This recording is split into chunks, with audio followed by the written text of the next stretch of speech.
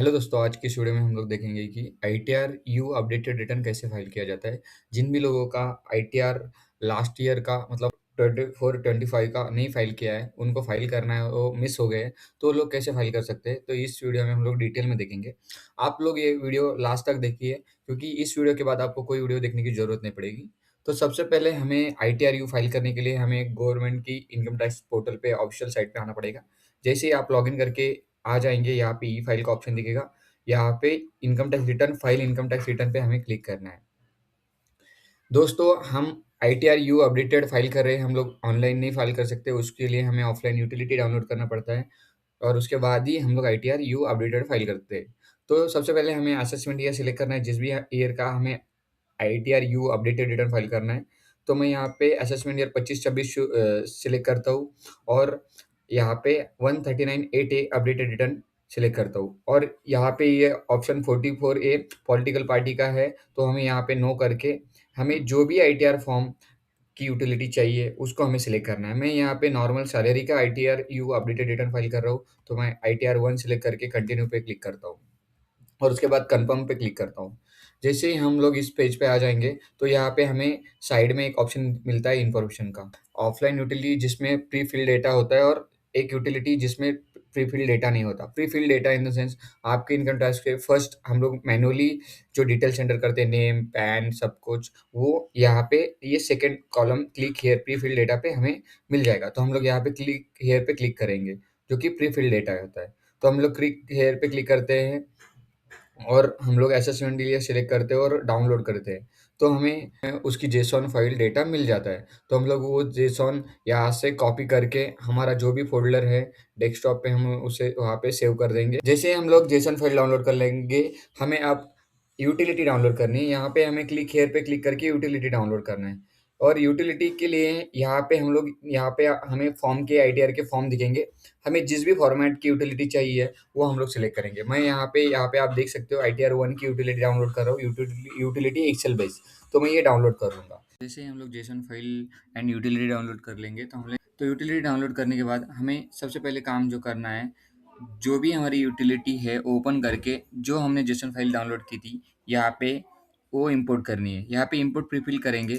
जैसे ही हम लोग इंपोर्ट प्रीफिल करेंगे, जो भी जेसन फाइल है वो हम लोग अपलोड करेंगे। जैसे हम लोग हमारी जेसन फाइल इंपोर्ट कर लेंगे, तो डेटा ऑटोमेटिकली फैच होके यहाँ पे इंपोर्ट हो जाएगा।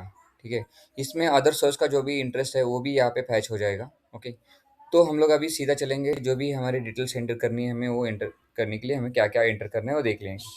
तो सबसे पहले हमें नीचे जाके सबसे पहले हमारी जो भी सैलरी है वहाँ पे यहाँ पे एंटर करना है, वो ऑटोमेटिकली यहाँ पे शो हो जाएगी। उसके नीचे अदर सोर्स की इनकम भी ऑटोमेटिकली आप यहाँ पे देख सकते हो, ऑटोमेटिकली फैच होती है।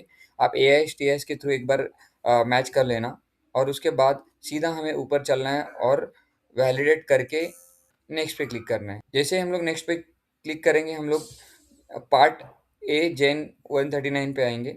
यहाँ पे हमें वेदर रिटर्न प्रीवियसली फाइल और असेसमेंट ईयर नो करना है। उसके नीचे हम एलिजिबल है कि नहीं, उसके लिए हमें यस करना है।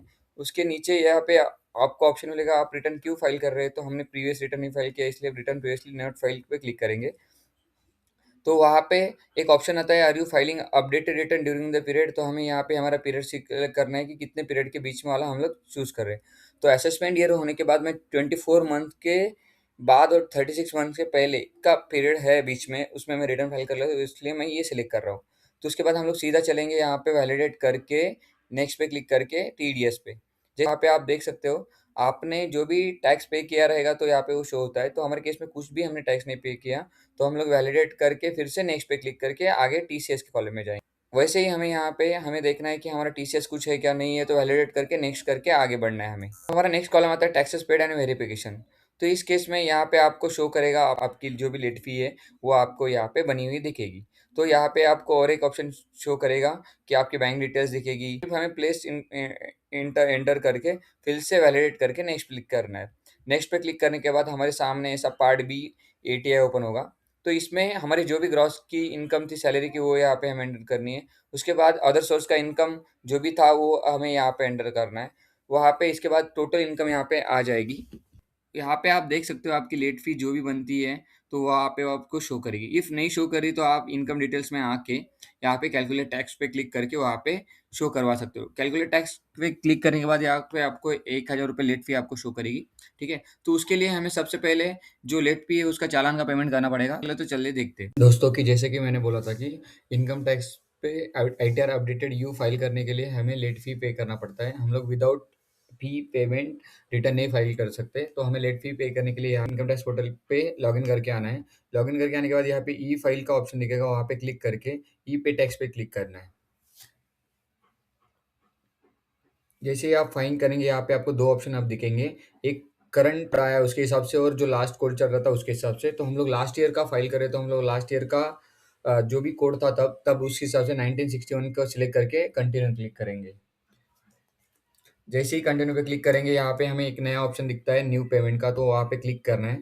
जैसे ही हम लोग क्लिक करेंगे यहाँ पे इनकम टैक्स पे का ऑप्शन दिखेगा, advance tax, self assessment tax, वहाँ पे प्रोसीड करके आगे बढ़ना है।